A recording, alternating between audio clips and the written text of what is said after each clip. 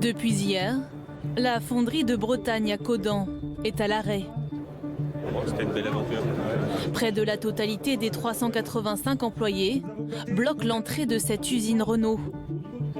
Tous sont sous le choc depuis qu'ils ont appris il y a 10 jours, dans la presse, que leur usine pourrait fermer.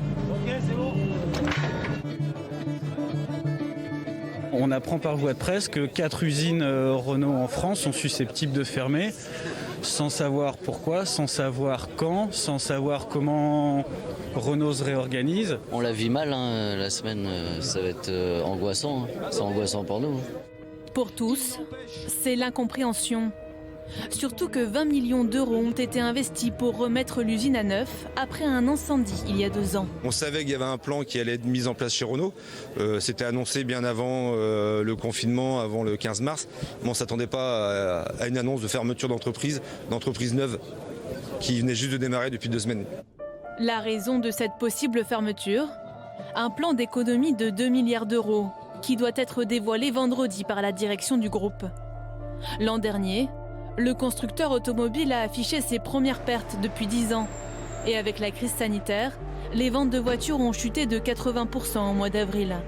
D'autres usines sont concernées, comme celle de Choisy-le-Roi dans le Val-de-Marne, spécialisée dans le recyclage de moteurs. Si ce site venait à fermer, je ne comprendrais pas la stratégie de la France, qui est actionnaire du groupe Renault à hauteur de 15%. C'est une entreprise vertueuse qui fait de l'économie circulaire. Elle a tous les arguments pour non seulement être maintenue, mais se développer.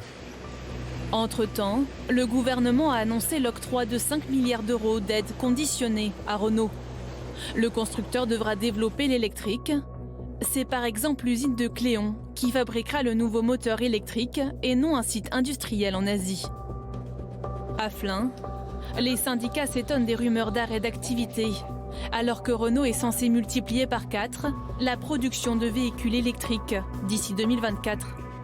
C'est justement de ces chaînes de montage que sortent les fameuses Zoé électriques. Ici, pour l'instant, c'est la seule usine Renault qui fabrique la voiture électrique et l'usine est menacée. Donc l'emploi est clairement menacé. Donc tout ça, vous comprenez, c'est des annonces. Alors des annonces qui vont être suivies de concret. Mais ce qui va être concret dans les annonces, c'est l'argent donné au patronat sans contrepartie. En attendant les tractations qui doivent s'ouvrir lundi prochain avec le ministre de l'économie, Renault va sans doute devoir adapter ses annonces.